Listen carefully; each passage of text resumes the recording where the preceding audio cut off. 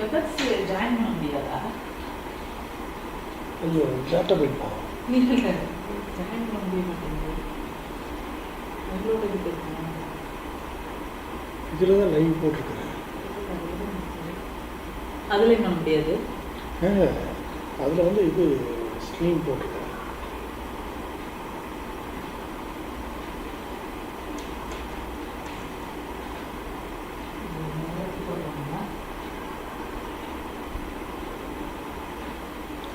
இது இல்லைட்டு கொஞ்சம் நேரம் வெயிட் பண்ணிட்டு.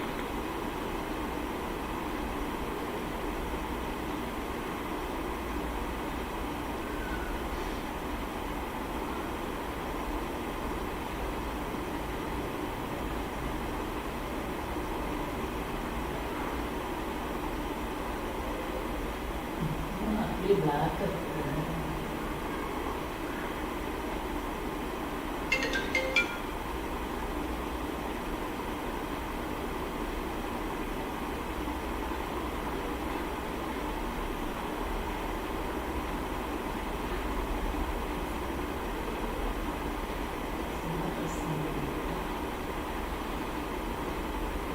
இந்த ஐஃபோன் எடுத்துக்கியா? அதில் கொடுப்பீங்களா? அது வேணுமா உங்களுக்கு? இது ஐஃபோன் இந்த ஐஃபோன் ஜாயின் பண்ணி. ஆனால் இதில் வெப்எக்ஸ் இல்லையா? எப்படி அப்போ கனெக்ட் ஆகும்? டவுன்லோடு அப்படின்னா நானே டவுன்லோட் பண்ணுவேங்களா?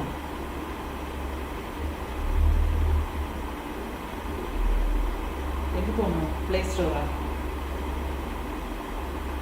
வெப்எக்ஸ் மீட்டிங்கா? இந்த ஐக்கானா? ஆமாம், இந்த ஐக்கான். இப்போ நானே பண்ணிக்கிறேன் டாட்டா. இன்னொருத்தர் லேட் ஆகுங்களா?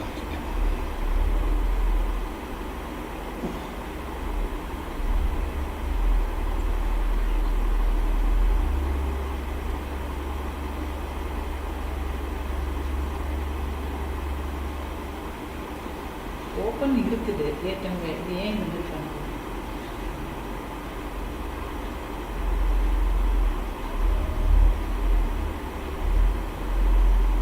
Good evening to all the participants.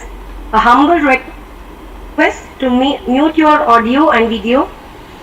Do refrain from presenting your screens accidentally. We suggest using your mobile in landscape mode to get a better view of the presentation.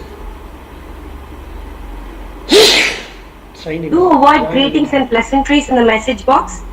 Use it only to post any queries or to raise questions at the end of the webinar series.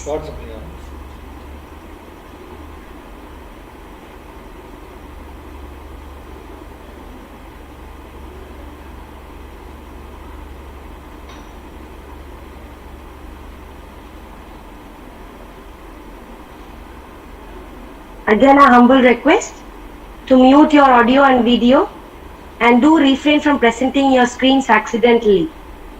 We suggest using your mobile in landscape mode to get a better view of the presentation. Do avoid greetings and pleasantries in the message box. Use it only to post any queries or to raise questions at the end of the webinar session. Thank you.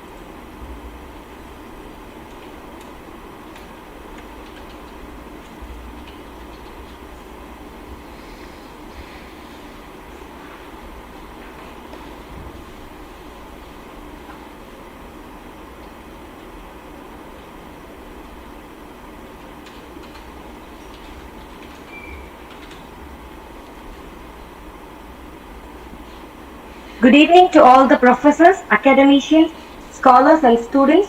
On behalf of KSG College Management and the organizing committee, I welcome you all for the international webinar series on effective approaches to the essentials of research. We positively believe that the preceding sessions of this series has quenched your thirst for knowledge and enlightened you on various aspects of research. We promise to keep up the input and to effectively deliver the same in the following sessions.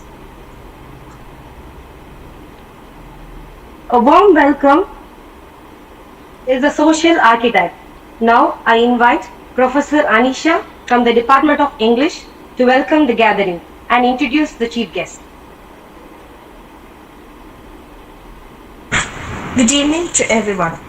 I extend a warm welcome to everyone on behalf of the college management and the organizing team to the fourth day of the international webinar series on effective approaches to the essentials of research.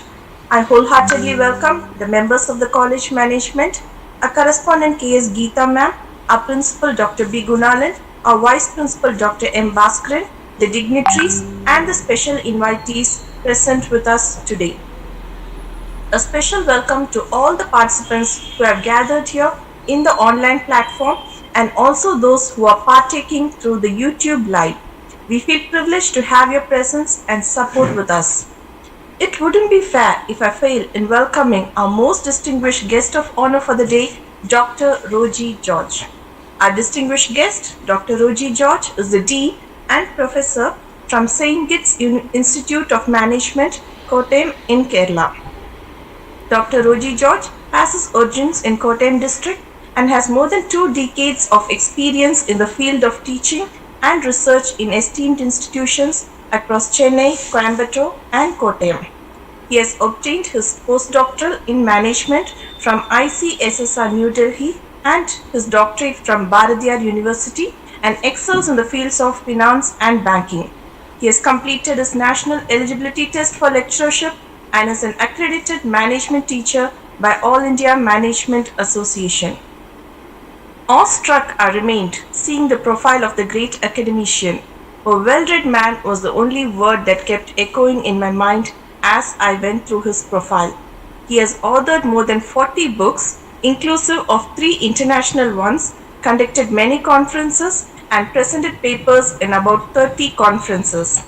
Having been a guide to more than 100 scholars in MBA and to scholars pursuing their doctorate and postdoctorate, he is also an examiner for professional accounting institutions of India and a doctoral committee member for more than 6 universities. He has chaired numerous sessions in management development programs and shared his obtained experience to various levels of managers in these sessions. Dr. George is a member of the editorial board of the Humanities and Social Science Journal and the South Asian Journal for Management. To add to the crown, he holds numerous prestigious positions in various academic and advisory councils too. I remembered the words of William Drummond: "Iron sharpens iron, and a scholar sharpens the scholar." No one else would be more befitting than you, who had left no stone unturned in your academic career, sir. We are waiting for you to quench the research thirst of our participants present here. Thank you, sir. Thank you very much for your nice introduction. Am I audible? Yes, sir, you're audible. Yes, sir, you're audible, sir. Okay, thank you for your nice introduction, Miss. I would like to have a small correction. Okay, you said I have 40 books. I have only 40 plus publications, which includes journals. I have only 4 books in my credit. A minor correction only. Yes, I'm sorry, sir. It's okay. Also, at the outset, I would like to thank my friend and your principal, Dr. Gunalan, Dr. Nagaraj, and all team members for the opportunity given to me to share some of my knowledge with the participants. I am so happy to meet all of you, though it's on online mode. I am seeing 100 plus participants in a weekend, Friday evening, to attend a faculty development program, which is something quite interesting. I thank all of you for attending this program. Now, before going to further of my proceedings,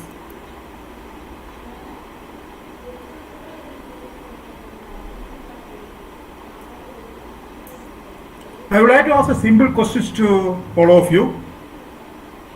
I understand there are 100 plus people here, maybe in different age groups. The organizer said that some of you are doing PhD, some of you have completed PhD. So I assume you are in the age group of 25 to 40, 45 like that. Can you recollect?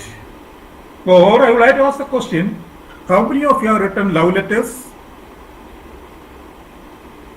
Can you go back to your teenage age? I was not lucky to write a love letter because I was not at all courage enough to write a love letter. Neither I have received a love letter from someone. I'll give you the reasons why I asked this question later part of this one. Now I am going back to my presentation.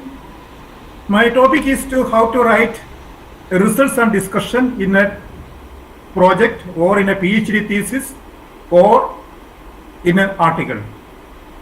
So many of you some of you may be from management background, some of you may be from computer science background, some of you may be engineers, some of you may be from commerce background.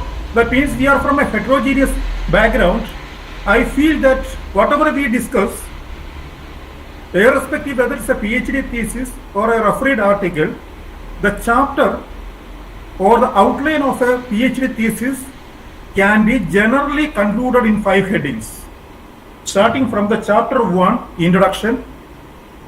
Chapter 2 is literature review. Chapter 3 is research methodology. Chapter 4 usually we call it as result analysis. Some people say it is interpretation and analysis. Some say discussion. And chapter 5 will conclude with the findings, recommendations and conclusion. It may not be a standard format, but most of us follow the same format. If you go for a refereed article, we will come back to this slide later also. Usually it will be having an introduction. Introduction is followed by literature review, methodology, findings and discussion, and finally summary and conclusion. The second part which I talk about, the refereed article, I have followed the international style. Again, I understand and I accept that it varies from journals to journal. But usual style of an article is introduction, literature review, methodology, findings and discussion, and summary and conclusion.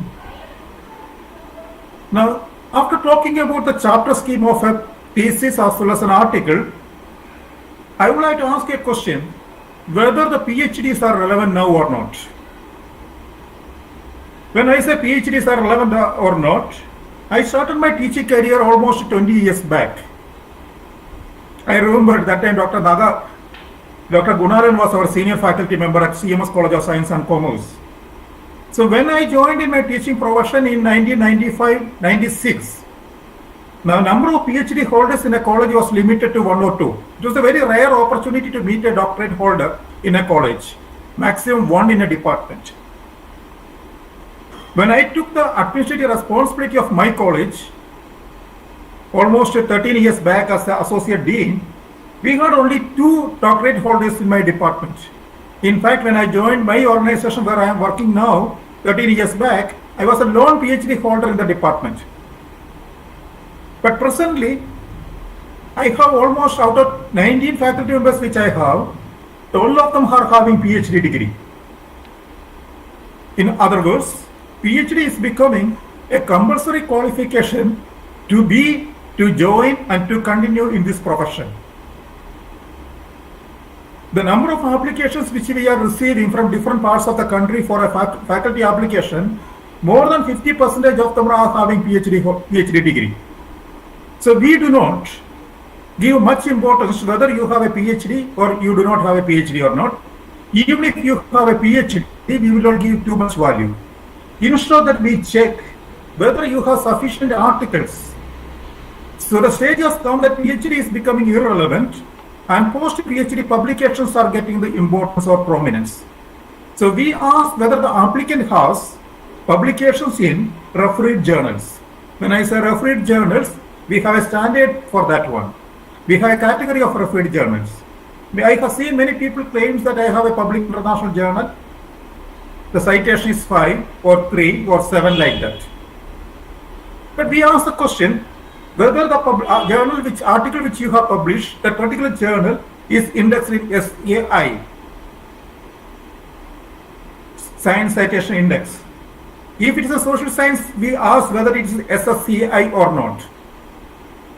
In the management stream, if it is an ABDC journal, at least we ask whether it is included in the scopus or not. Even if it is included in the scopus, we ask the question if it is paid or not. If it is paid, we don't give any credit.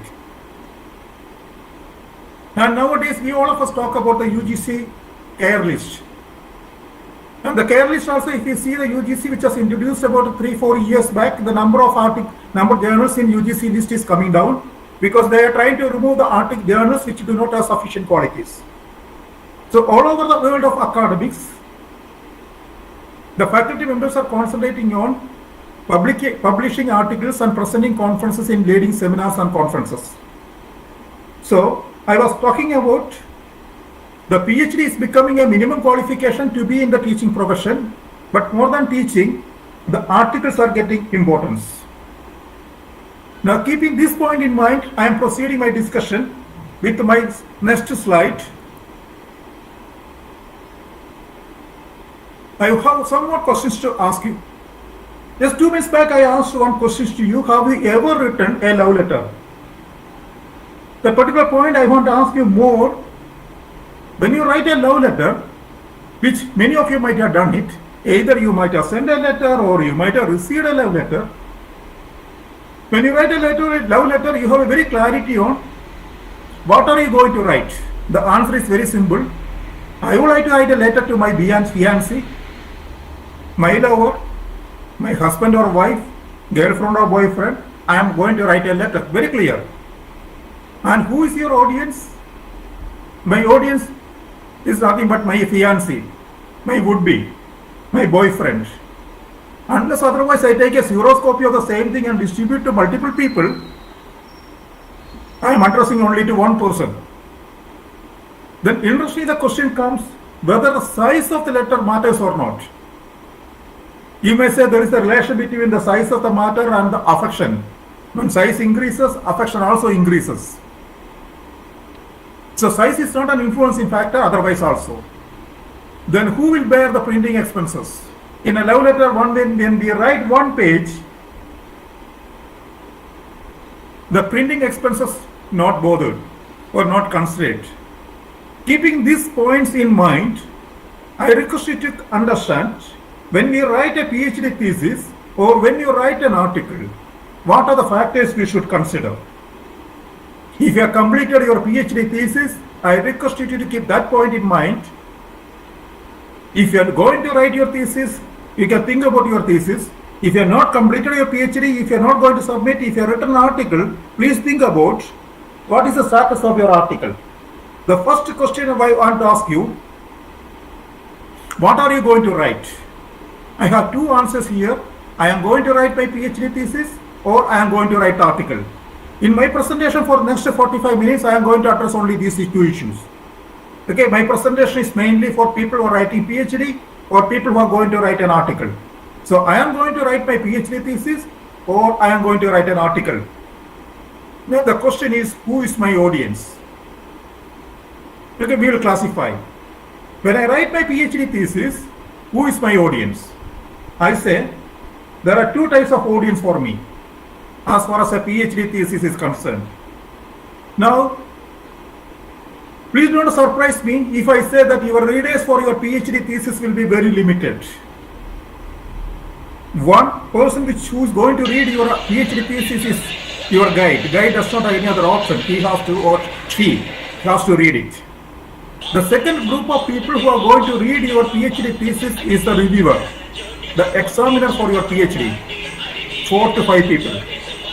And please see how they are going to read. What is the purpose of their reading of your PhD thesis? They are going to assess the quality of your thesis. So they will see that how many literatures are used by you,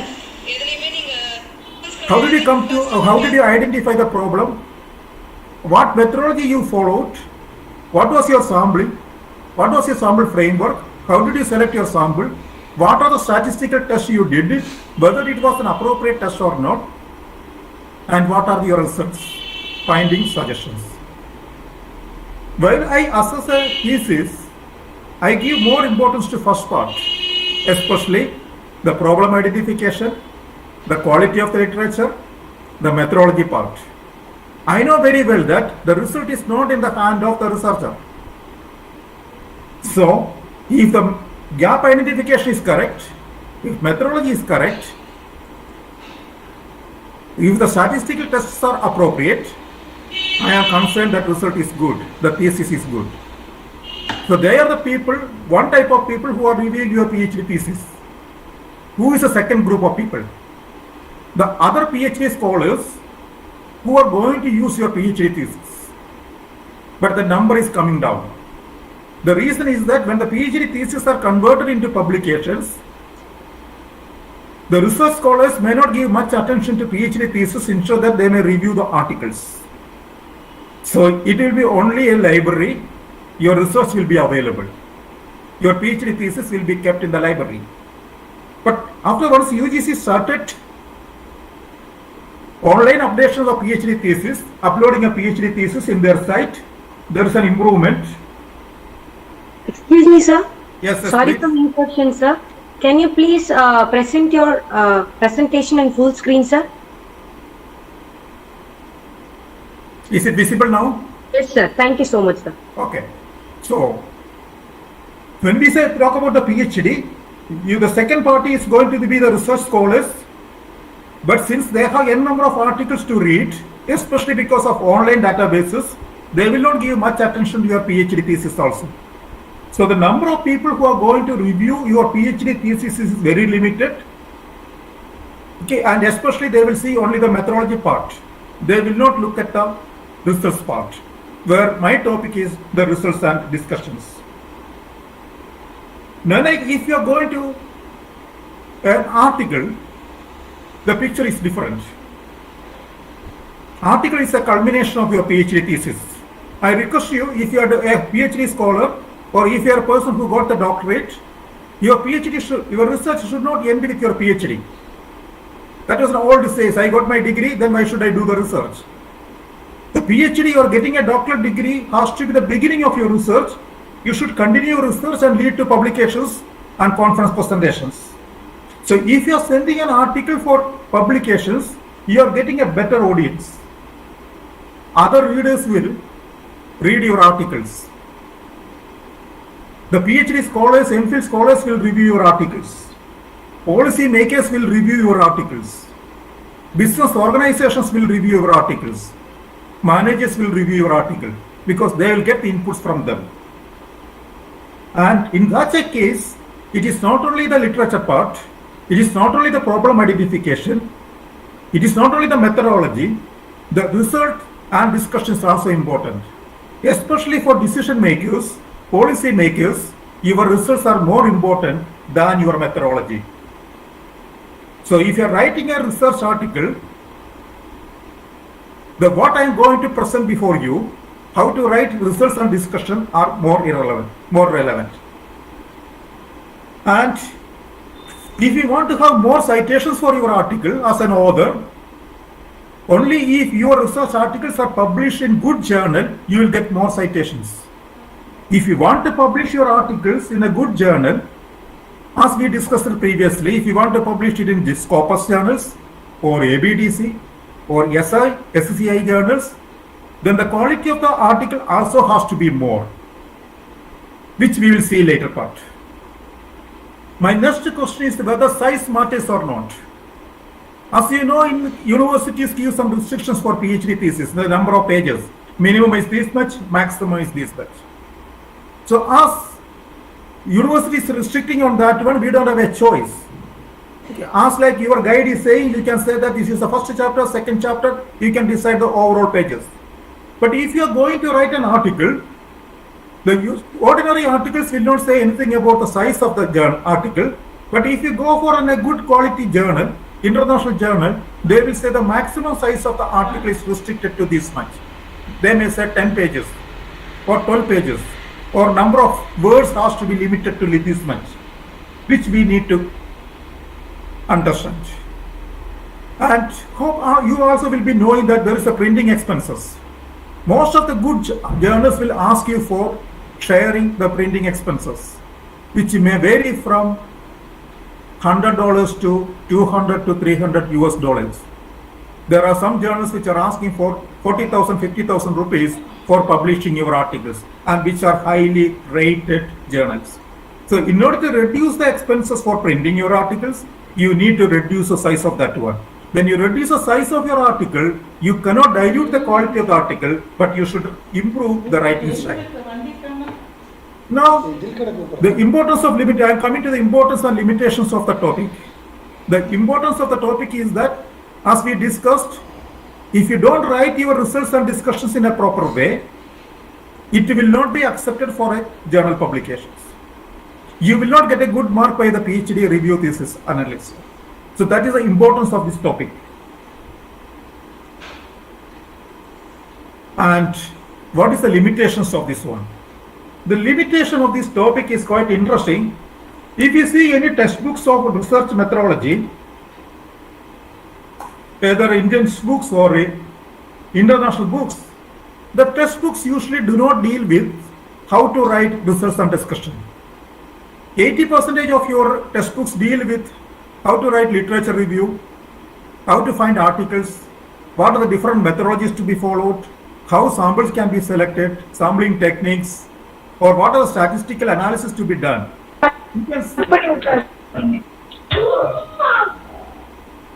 There can be separate chapters for different analysis. For example, you may say regression, you have a separate chapter, correlation a separate chapter, ANOVA there is a separate chapter, chi-square there is a separate chapter, parametric and non-parametric different chapters are there. But result writing or project preparation writing you will be limited to one chapter. In the journals to journal, the style of writing is different. Some journals will ask for some particular format, and another journal will ask for another type of format. So no simple format we have for, but what I have mentioned in the previously, hope you can see the slide. Usually good journals are asking for a format like this. A good article must have an introduction followed by literature review, methodology, findings, discussion, and summary and conclusion. I have given the approximate number of words also, you can use it. If you add all the points, you can see it comes around 6,000 words. Okay, maybe a 10 to 20% plus or minus. If you take the number of 600, the introduction has 500 words approximately. That comes around 10 to 12% of your article. The literature review, approximately 1,000 words, represent 15 to 20% of the research article. And methodology, how you selected the problem, what are the methodology you are following for the problem solution, your objectives, sample frame, sample selection, statistical tools, duration, variables, etc. can be explained with the 700 words, which may come around 10 to 15% of the total value. And most important parts in a research article in international standard is findings and discussion. That is the topic for today. And the size of the finding is expected to be around 1,300 words, which represent almost 20%. And discussion is another, more than the findings. That is, discussion is more important than findings, as evidenced from the value which are given in the PPT, something around 2,000 words, which comes around 1/3, 30% of the total value. If we combine the three items, findings, discussion, summary and conclusion, that comes around more than 50% of the total size of the article. That is the importance of this chapter, this presentation, findings, discussion, summary and conclusion. So next part, I am going to concentrate only on these three topics. How to write your findings, how to write the discussion, and how to conclude your article. As I said, the limitation was, I don't have a standard textbook to refer. So from my experience and the idea which are given to me by my guides, senior teachers, senior researchers, and also the students, my own PhD scholars, my own reviews which helped me to understand the articles, I am coming to some conclusions. I am not telling that it is appropriate way of doing it or that this is the best way of doing it. You can also come out with your own way of doing it. You will be able to enrich what I am saying it.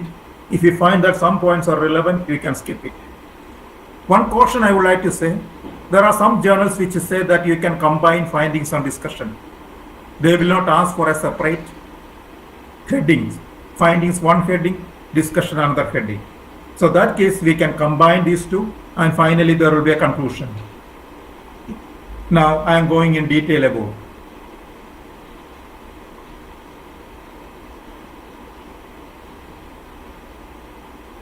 This is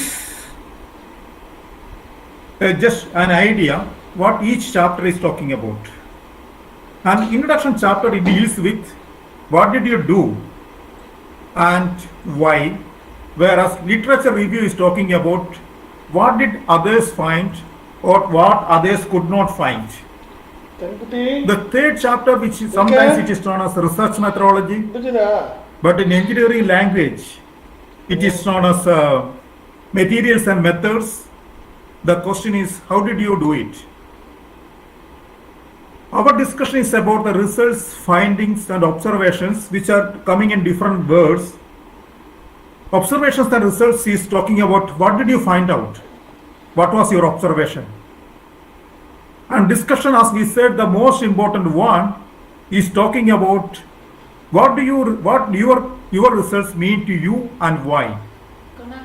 And finally, the conclusion is what new knowledge have you extracted from your experiment. Now we are going in detail about all these things, the findings of the study. I have three classifications, three titles here.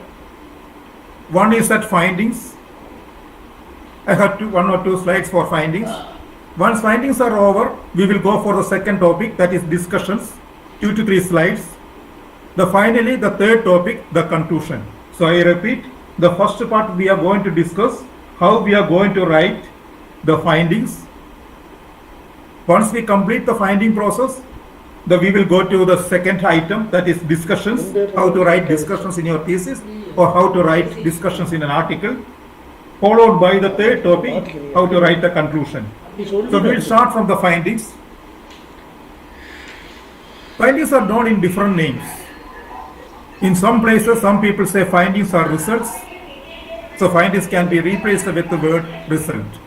Some say findings are also known as observations, especially in engineering language. They use the word observations instead of findings. In the management philosophy or social science, we use the word findings as well as results. So as we discussed previously, the results section answers the question, what did you find out? Very simple. What did you find can be presented in the chapter or session findings of the study. You cannot be beyond that one. In simple language, no interpretation can be done in findings. We will go through one by one. What are the coming under or what are the items we can put it under the category of results or findings or observations. What we need to do is that in results, these are actual statement of observations. What did you find out? You have to present there. It can be presented in forms of tables, statistics, graphical representation of data like line diagrams, charts, photographs, etc. Characteristics of selected sample or representatives should be mentioned in findings. For example, we can go for demographic factors. If you are conducting a survey among school children, you can mention their gender, you can mention their age, which needs to be put in category of demographic factors. If you want to put non-demographic factors, socio-economic factors like education, employment, income, okay, these things should come under the chapter findings. If you are classifying the samples into geography wise, for example, number of people from Kerala, number of people from TamilNadu, number of representatives from developing country, number of representatives from developed country, that needs to come under the characteristics of the samples, which is a part of the findings of the study. Another thing which we should importantly put it in findings of the finding chapter is descriptive analysis. The descriptive analysis can be in the four forms. One, it can be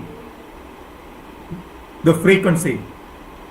It can be count, measures of frequency. It can be the count or it can be the percentage. For example, we may say 30% of the representatives are male, or we may say 40% of the representatives are employed, 10% of the companies are size, large companies, small companies, like that. The descriptive analysis also can be based on the central tendency. We use especially when we use the word mean, medium and mode. That is an example for descriptive analysis. We may also use, unknowingly, we use other measures of dispersion. For example, we may use a range. We may use variance and variance, also standard deviation. That is an example for descriptive analysis. Rarely, some researchers use the measures of position also, the percentile rank or quartile rank, etc. I would like to show you one example of how financial data, the descriptive analysis of financial data is presented in my next slide. This is a variation from the usual survey. That is the reason I am showing a financial information. A descriptive analysis of some 30 companies. The variables which we have considered are net worth, total assets and sales. I had taken 4 years figures. 88-89, accounting year 91-92, 98-99, 2005-2006. Net worth of all my samples is 14,262 crores and average is 620, which is increased to after, when it comes to 91-92, the net worth increased to 39,292. So I am giving an opportunity for the people who are reading my article that this is a representation. My samples are like this. Now, after discussing two items which need to come under findings, like characteristics and descriptive analysis, another item which needs to come under findings are answers to the questions asked in the questionnaire. You recollect a recently used questionnaire, whether you are PhD or for articles or your student's project. You might have asked the questions like, are you satisfied with the product? You may ask the questions whether job satisfaction leads to absenteeism. So you may ask the question, yes or no questions, direct or indirect questions you might have asked, open-ended or closed-ended questions, or Likert scale. All answers should come under findings of the study. And again, all the answers related to your objectives also should come under findings. Now, if you write a PhD thesis or MPhil thesis, you will be having more than one objective. Assume 5 objectives. So, answers to all objectives should be mentioned in the findings chapter or findings session. And if you have only one objective, especially when you write an article, sometimes you will be having only one objective. From your PhD thesis, you are taking one objective and converting that one into a publication. Usually we do that one. So that cases, you will be having only one answer to your objectives. And if you have more objectives, you can classify it into subheadings. And continuing. One important point which we should see, we should not use hypothesis, explain the hypothesis in findings. Hypotheses are different. So results are to be described without telling whether they are significant or not significant. The hypothesis testing and its result and its impact should not be exhibited in the finding chapter. Instead, it has to be exhibited in the next chapter, that is discussions. and your result must be unbiased and published as it is. You should not add anything. Whatever your respondents responded or whatever analysis you did it, the answers must be projected like that. Both positive and negative results are to be mentioned. Suppose you get a negative results, you need not worry about whether it's a positive or negative. You should add it. You need not give an explanation for why there is a negative results. For example, usually we assume that after merger, the performance of the firm is improving. Assume that you are conducting a study post-merger financial performance. And you come to a conclusion that after merger the performance is coming down. It is not your mistake. So you have to show that what is the reason, what is it. You have to say that the profitability has come down after merger. Reason can be attributed later. The previous slide I said that you should answer to all objectives and you should answer to all questions. But one interesting thing, you need not mention or you need not compulsorily put all here. If you would like to give it something better, you feel that this is not important for the readers, you can omit it also. If unimportant items are there in your questionnaire, which is not a part of the fifth article or which is not relevant for your PhD thesis, if you find later, better not to put it. So these are the important items which are coming under the chapter findings. I repeat, whatever questions you asked in the questionnaire, whatever things you have observed must be exhibited in the chapter findings. And you should mention whether it is, you need not worry whether it is significant or not. You should not go for any unbiased decisions. Both positive and negative information to be added. With respect to the language we use, usually we prefer past tense. There is no compulsion. Depends upon what the journal prescribed. And one portion, please use short sentences while writing the finding chapter. If you are passionate about the long sentences, you can use it in the next section. That is when you write the discussions, you can go for long sentences. The short sentences are easy to understand. So please go for short sentences. So I am concluding my first part, that is the finding part I am concluding.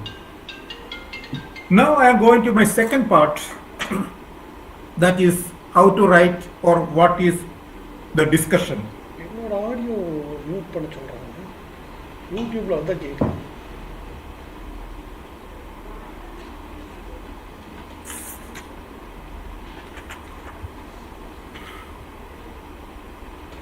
You remember how we defined discussion. Discussion is an exchange of knowledge. The researcher is exchanging the knowledge which he has created through the research. So the previous one we wrote what we found out, what was our observation. Now based on that information, we are creating a knowledge, and that knowledge we are going to exchange to our readers. I would like to repeat the previous discussion. We discussed about the findings chapter, we identified, we observed, we found some values. Okay, based on that information, we are going to create some knowledge for the benefits of our readers that I am going to share in my discussion part. So as a continuation of result, this section is meant to answer what do the results mean. Result is the previous one. So what is the meaning of that results or findings? And what is the importance of that result to you as a researcher and to the readers? That is what we are going to discuss in the chapter discussions. Now, recommendation is an important item in the discussion while writing articles. I underline the word while writing the articles. If you are writing a thesis, you may be having a separate chapter, for example, recommendations. Sometimes it will be a part of the final chapter. Some thesis I have seen, findings, recommendation and conclusion. But when you write an article, recommendation is a part of discussion. This discussion and recommendation should go together. There is no golden rule that these are the items should come under recommendation. These items should not come under recommendations, should come under discussion. From my experience, from my research, I was able to identify some 17 items, 17 areas which are coming under the chapter or section which is known as discussion. It may not be applicable to all type of research, depends upon the objectives and problem. These 17 items vary. Some of them can be combined, some of them may be same. So you decide what are coming under your discussion based on your objectives, your project. And one important thing, no tables, diagrams and charts are to be mentioned in discussions. It has to be purely only discussion. Whatever tables you want, whatever figures you want to show, that has to be shown in the previous one. That is, tables, figures, diagrams are to be mentioned in findings chapter, results chapter, not in discussions. Discussions chapter is only meant for discussions. But if you have a model to project, okay, I repeat, if you have a model to project, that should come under discussions. The reason is very simple. You are creating a knowledge. So the knowledge creation is a part of discussion. So model, if you are putting under a diagrammatic representation, that definitely should come under discussion. Now, what are these? I said the previous one, there are 17 items. 18 items. What are coming under these 18 items? We are going one by one. As I said, some may be relevant to some projects, some may not be relevant to some projects. We will see one by one. One item which I want to talk to you is that first item, interpret the result with the stated questions and objectives and reasons for the result also. I'll take a simple example. You want to test the profitability of the firm after privatization. You may say, after privatization, you assume that you find in your findings, after privatization, the gross profit margin of the firm has been increased. Where did you mention this increase? In the previous chapter. You may find that gross profit has been increased by 10%. This is already mentioned in the previous chapter. This result, it is mentioned, it is increased by 18%, 10%. Here in the discussion part, you should mention the reason for this increase. Is it because of the performance improvement? Is it because of managerial efficiency? Is it because of operating efficiency? Or is it because of increase in sales? Or is it reason is decrease of cost of production? That is to be explained in discussion chapter. Then it is worthwhile. Many of the MBA projects which I was going through, including my students, some cases, they will not be having any discussion. They will say gross profit margin increased by 10%. It is meaningless if there is no discussion. The second item which needs to be mentioned in discussion is the hypothesis testing. I had clearly said while discussing about the results chapter, hypothesis should not be mentioned in result. It has to be mentioned in discussion. Here you should explain whether the hypothesis test has resulted in accepted or rejected. Absolutely nothing wrong. You can say that your hypothesis has been rejected because your result is not in your hand. But based on the hypothesis, what suggestions you are going to give it, that is important, that should come under discussion part.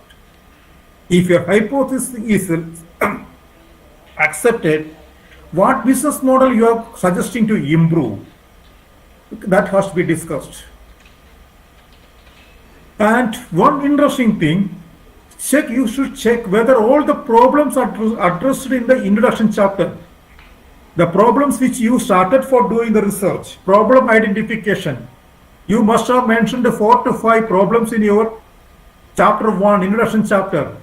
Whether all these problems are addressed properly or not.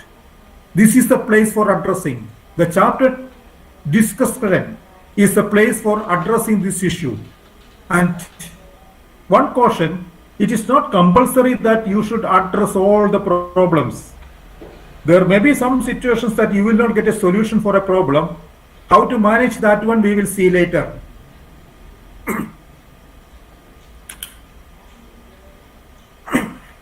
check. Some of you might have heard about the robustness of test. The robustness of test means how to improve the quality of your statistical or hypothesis testing already done by you. For example, some of you, while collecting that data, might have noticed some outliers. In order to understand the outliers, I am taking a simple example. Assume that you are conducting a study among college students. The age of the college students is supposed to be from an age of 17 to 22, undergraduate to postgraduate. Assume that you have one student in your class who is in the age group of 28. So unknowingly he is also included in the sample. Should you remove him or not? If age is a factor for assessment, you may find that age 28 is coming under outlier. So you can have a discussion after removing the outlier, what will be the result, which is the example for robustness of test. The regression, another example is the regression, we may use multicollinearity. That means if 2 or 3 variables are having a relationship, instead of using all the variables, one variable is sufficient. Another example for robustness of test. So discussion on robustness test and its result need to be mentioned in the discussion chapter. Good research always talk about the theories, either create theory or testing the theories. Existing theories can be tested. In the language of financial management, I may say there is a concept known as signaling effect. I may conduct a study on testing the signaling effect. So in my chapter on discussion, I can say that whether signaling test is valid in India or not, whether capital market in India is significant or not, information asymmetry. So the theory testing, theory validation can be done in discussion. You also should see that whether the relationship between variables and its impact must be discussed in discussion chapter. And you can say how much intimacy or what is the level of relationship, for example regression values, degrees of freedom, can be explained in the discussion chapter. The 7th item which I am talking is try to generalize the result. If you are able to conduct the study in TamilNadu, for example, you have done the study only in Coimbatore district, can you say that the result can be applicable in other districts also? If yes, that has to be mentioned in discussion chapter.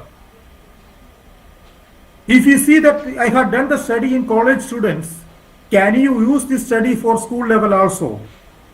What is the reasons behind it? If you say that it cannot be generalized, that also can be mentioned in discussion chapter. Okay, nothing wrong that you are saying that the result is limited to one particular group. Some researchers are like that. Some books say that all result has to be generalized, but it is not correct.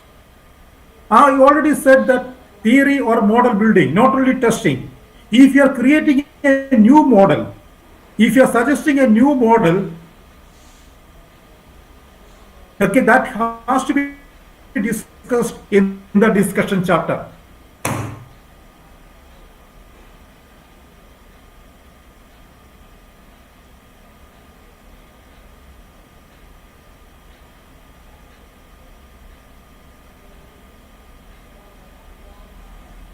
One second, I am taking a break.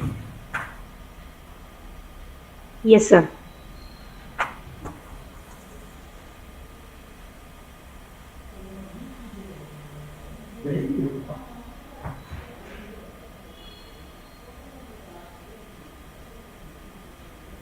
Sorry for the interruption. The heavy rain in Kerala.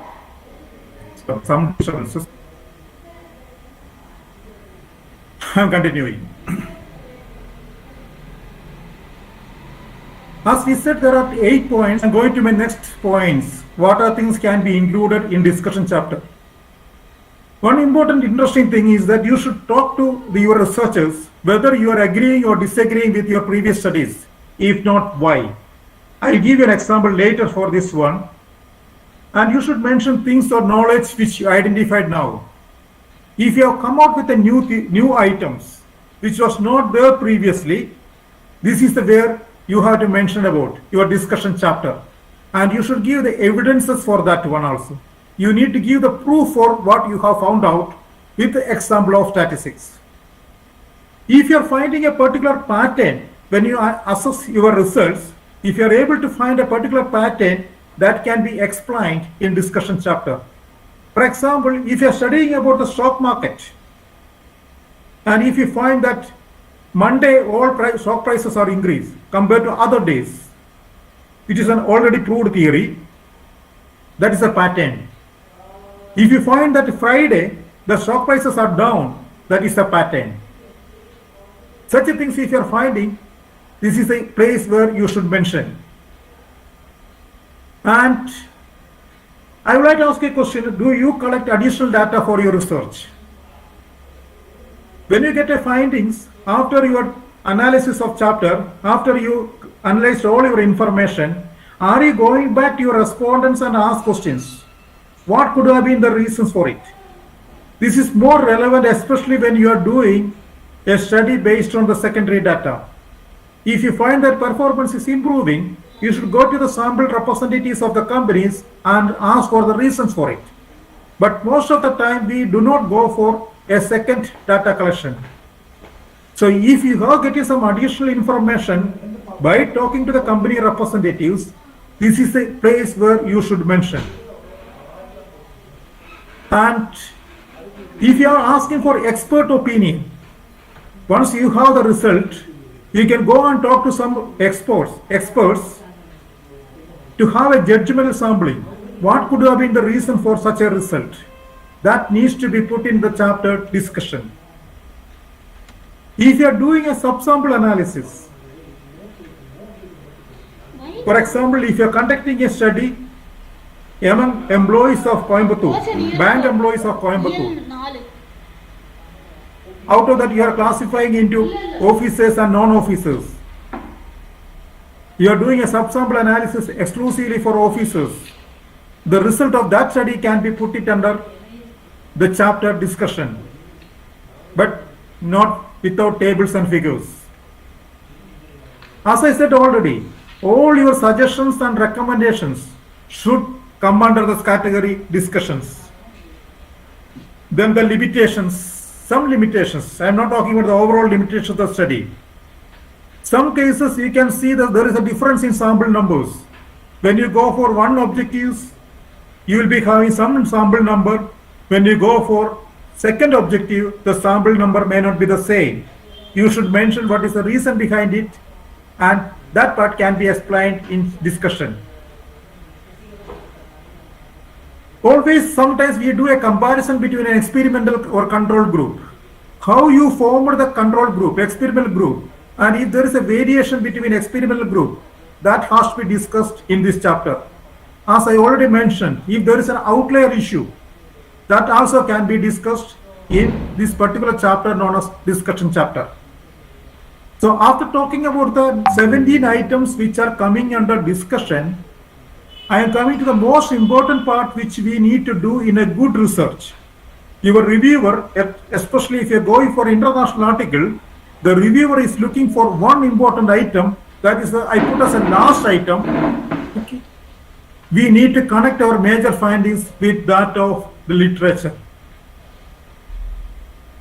What is our study, our results, and how was the previous studies? Is there any relationship? I have given two examples.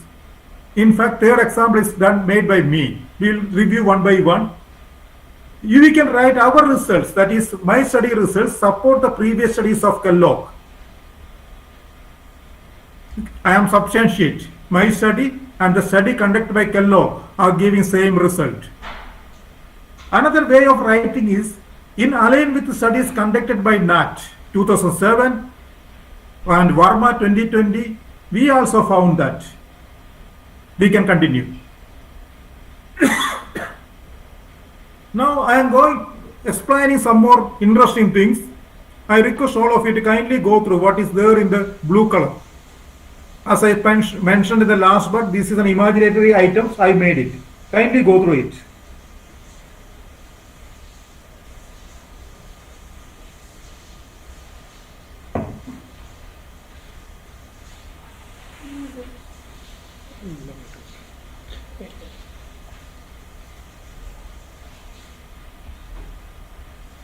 It says, contradicting the previous study of Moore, this study found there is no impact on interventions introduced by external agencies during childhood education.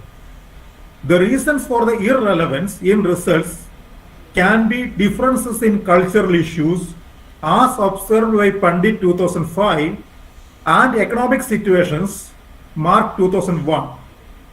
The subsample analysis conducted by us means by me, between observations from Tamil Nadu and Pondicherry support our conclusion on the culture dissimilarity.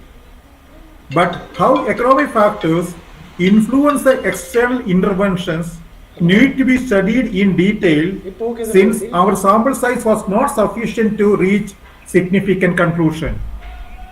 I have included many points here, though it is an imaginary article. The first part I am saying, my study results, a study which I conducted in Tamil Nadu, is contradicting with the previous study conducted by Moore. So the Moore, outcomes of Moore study, I have explained in the literature review. When I am writing my discussion, I am saying, my study is not supporting the conclusions or findings of Moore. So contradicting with the previous study of Moore, this study found there is no impact on interventions introduced by external agencies. That is, interventions introduced by external agencies do not have any relevance in my study, whereas Moore has already said that there is a relevance where during childhood education. Now I am giving a discussion, I am continuing my discussion. Okay, I am saying that though there is a difference, I further did a research to find out what is the reason for this difference. The reasons for the irrelevance, that is, the statement that interventions introduced by external agencies do not have a relevance, can be because of the differences in cultural issues and economic situations. Wherefrom I got these 2 points, Pandit and Mark, from my literature. I am saying there are 2 people. Pandit has already conducted a study and he said cultural issues is an influencing factor. And another gentleman, Mark, has conducted a study. He said that economic situations also influence us. So I am attributing the irrelevance is because because there is a cultural issue, difference in cultural issue and economic situations. So in order to test what that is the reason, I did one more study. I did a subsample analysis by taking only the data from Pondicherry and Tamil Nadu because culture is same. Then I found that that is the reason behind it. So I say subsample analysis conducted by us between observations from Tamil Nadu and Pondicherry support our conclusion on cultural dissimilarity. So I extended my study. Then I also studied about economic factors. Interventions need to be detailed, but I am conclusion. I am sorry. So I am given a new opportunity.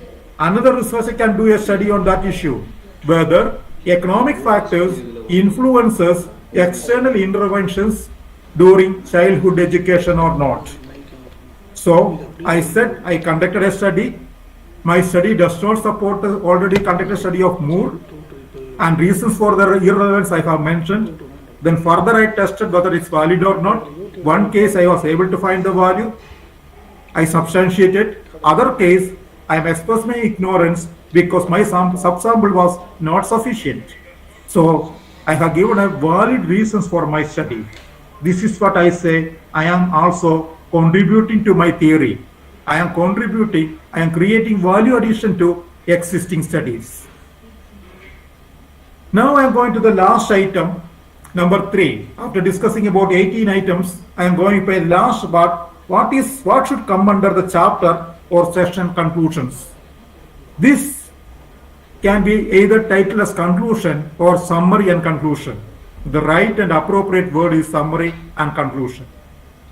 From my experience, I am classifying into conclusions into three parts, which I mentioned as paragraph 1, paragraph 2, and paragraph 3. The paragraph 1 or first part is about a brief description about what we had done. The entire study has to be mentioned in 1 or 2 sentences. There we should mention the strongest and most important observations. Don't go for all observations. Very important. Identify the key points, 1 or 2, that you are so concerned about the readers, which readers must understand. Then second paragraph, you should mention recommendation for further research. As we said in the previous chapter, we could not find the proof for economic factors. You can say items which you cannot do it, I am recommending for further study. As I said in the previous discussion, I was not able to complete all the problems which I mentioned. I am saying my ignorance. I am expressing my inability. I am suggesting this can be another area for study. I am saying observations. We need further support. And I am saying that this study can be made more general. As we said that this study is applicable only to TamilNadu. So by increasing the sample size or extending this study to other states, other cultural areas, this can be a better study or generalistic one. That is a suggestion for further research or future research. And third last paragraph is the conclusion. You say, what knowledge is your paper contributing to community or the target group? And conclude with what benefits they are going to get if they are going to accept your suggestions. And the last sentence usually we start with, where we conclude that this study will be helpful for decision makers and policy makers. So I am also concluding with some editorial concerns of good journals. A good journal editor will always look at whether this manuscript makes significant contributions, whether this manuscript makes original contributions, whether this manuscript is properly organized and readable with respect to the arrangement of the article and the language. Does the manuscript fit with the journal's aims and scope of the journal? That's a different issue. Sometimes we send articles which are not relevant to the particular journal. All international journals have some particular aim and objectives. They will accept only the articles which are relevant to them. For example, the Journal of Strategic Management. They will accept articles which are related to strategic management only. Journal of Accounting. They will accept journals only about accounting. Journal for Information Technology, Journal on Family Business, one of my favorite journal. That journal will accept only articles related to family business. So that we should see. Does it appear to be technically sound? Please see what I wrote it in red color. Does the manuscript make significant contributions? It is in discussion part and conclusion part. Does the manuscript make any original contribution? Your discussion part. Does it appear to be technically sound? Your methodology and discussion. So please concentrate on your methodology part, how you are writing your findings, how you are writing your discussion part, and how you are concluding your article. If you improve on this one, you can easily publish your article in a good journal. I hope this discussion will help you to improve your next article while it is presented before a journal. I am sure if you improve, we start with a love letter. If you improve, your fiancé, your would-be, your lover, that means the journal editor will accept your article. I conclude. I have given my email ID, I have given my phone numbers also. I have shared this PowerPoint to the organizers. They can share with the participants if they wish so. I have also given some additional slides. Okay. They can go through it, which time does not permit me to go through this presentation. Once again, I thank all of you for your patient listening. I am ready for questions and answers. Thank you. Thank you, sir, for expounding the complex knowledge of research and discussion to us, and also for making it simple and attention captive by associating its process to writing a soulful love letter. Now, the session is open for questions from the participants. You can post your questions in the message box or ask the resource person one at a time. Thank you.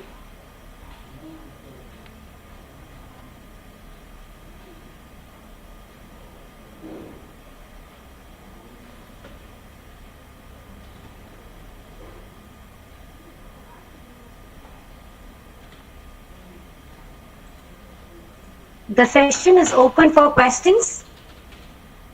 You can ask your questions in the message box or ask the resource person one at a time. Thank you.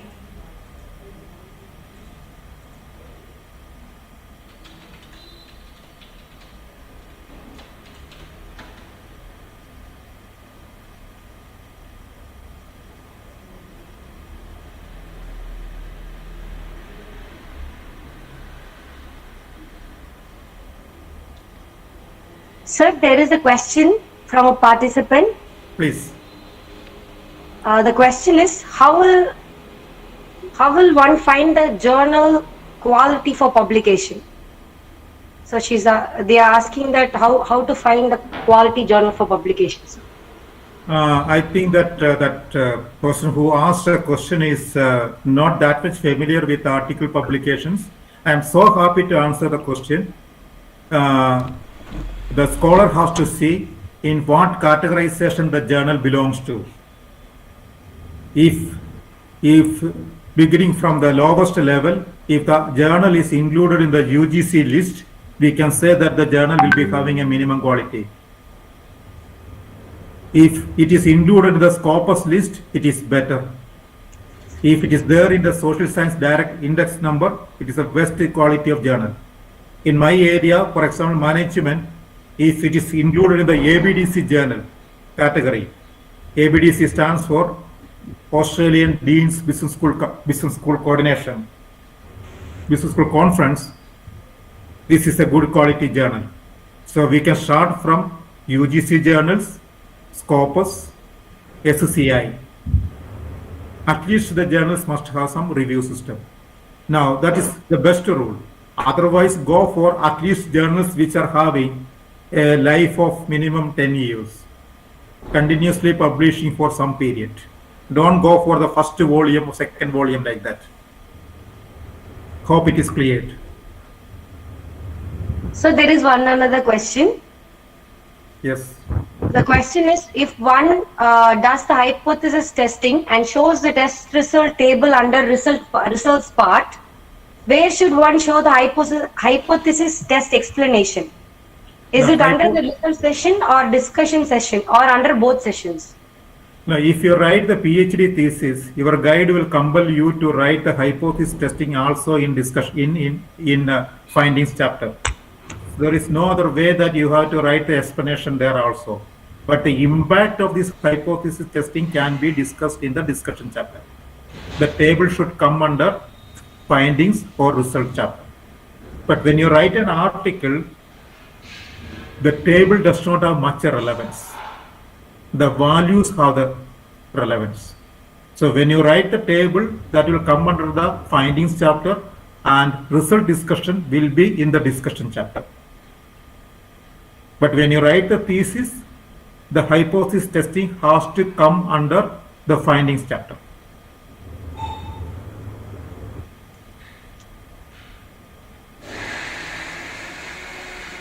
Thank you, sir. So there is another question, where UGC CAS lists journals applicable in theses. That is the question. Whether UGC CAS lists journal applicable in theses. I did not understand the question. If the I think the Yes, sir. question is from I'll ask Bhaskar them. Roy. If he can explain the question, I'll be happy to answer. Yes, sir. Participant Bhaskar Roy. Sir, Yes, can you please unmute yourself and ask the question in person? Participant Bhaskar Roy. Sir, can you please unmute yourself and ask the question in person? Yes, hello. Yes, Mr. Bhaskar. Yes, sir. I want to know. There, as you said, UGC list of journals are there. Then Scoopers, then better quality SCI journals. So the UGC list journals, if I published in UGC list of journals, then that will be applicable in my thesis, or is there any problem? Bhaskar, absolutely not a problem. You can publish your articles in UGC list. Okay. And that will be sufficient while you get your PhD thesis, because your university may be putting some restrictions that you must publish these many articles. Yes. So for that purpose, it will be counted. So I don't underestimate UGC journals. But the issue that is going to happen is that UGC in the beginning, they had a large number of journals under their list. They are trying to remove one by one, which has less quality. So if you are going for a lower quality journal now, in the future, maybe after 5 or 10 years, if you say that I have published one article in UGC care list, that may not be relevant that time. So time being, it is acceptable, it is relevant for your PhD awarding, but in the future, it may not be counted. But don't worry, researchers are not born on a particular day. It's a continuous effort. You can improve your quality later. The same article can be improved and send it to a better journal. Okay. Thank you, sir. Thank you. Thank you all the participants. Participants are requested to post the remaining questions in the message box. The questions will be answered to you through mail. Thank you so much. And thank you, sir, for humbly clarifying all the doubts of the participants. As we come to the end of the session, I invite Professor Raghunath, Head of the Department of Biotechnology, to deliver the vote of thanks. Good evening all. As all good things have a beautiful ending, on behalf of KSG College of Arts and Science, I take this opportunity to propose the vote of thanks to those who have directly and indirectly contributed to the success of the webinar organized by our institute. At the outset, I thank our chief guest and resource person, Dr. Roji George. We are really enlightened with your knowledge and presence. We are thankful to our management for the motivation. I would like to thank our principal, Dr. B. Gunalan, and Vice Principal, Dr. M. Bhaskaran, for his enthusiastic support. A special thanks to the convener, Dr. M. Nagarajan, and the organizing committee members, support and coordination. Our heartfelt thanks to the dignitaries, participants, research scholars, faculties and students for the active participation. With these warm words and a kind message, we move to the end of today's webinar. Thank you. Thank you. Thank you very much. The dusk demands of night, let's call it a day. Once again, we thank all the participants who have joined us through Google Meet and YouTube Live.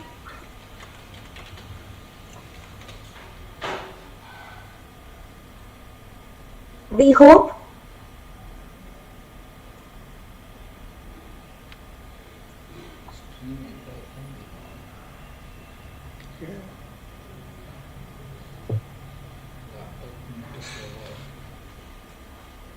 you would be joining us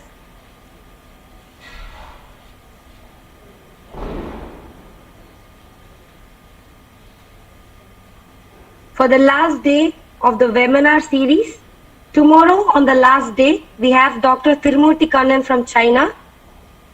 He will be talking on effective publications and increasing citations. We welcome all the participants to join us tomorrow. Thank you. Ma'am, excuse me, ma'am. Yes, ma'am. Ma'am, feedback link is not working. Seeking permission. Could you help us? Yes, yes, ma'am. Sorry for the trouble, ma'am. We'll check through No, it it's and get no. back to you. Okay, ma'am. It's okay, ma'am. Thank you, ma'am. Thank you, ma'am. Thanks. Ma'am, the link is open now. Thank you, ma'am. Thank you so much, ma'am. For Okay. immediate action, thank you so much. Welcome, welcome. Thank you.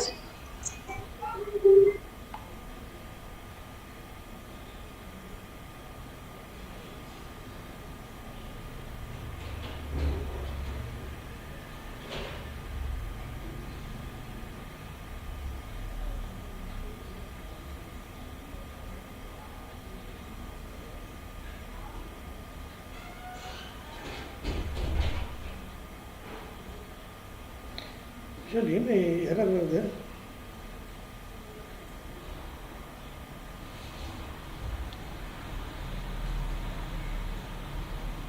Hello.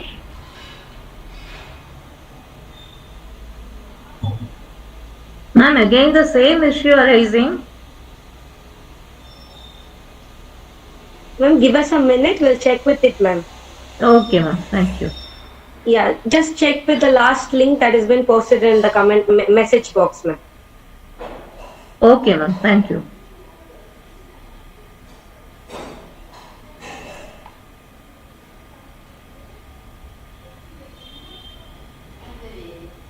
Ma'am, it's opening. Thank you so much, ma'am. Thank you, ma'am.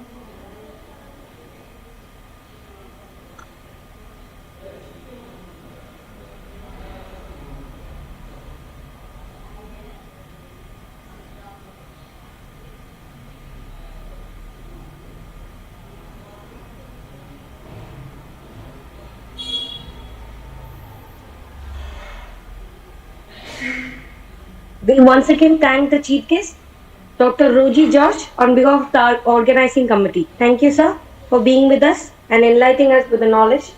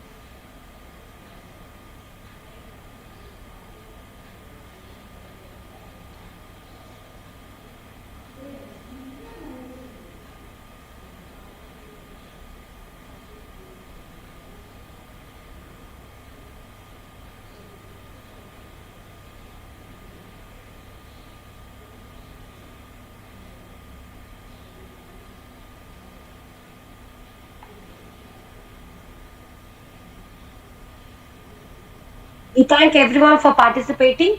We will expect your presence for the webinar tomorrow. You can leave once you have filled in the feedback form. Thank you.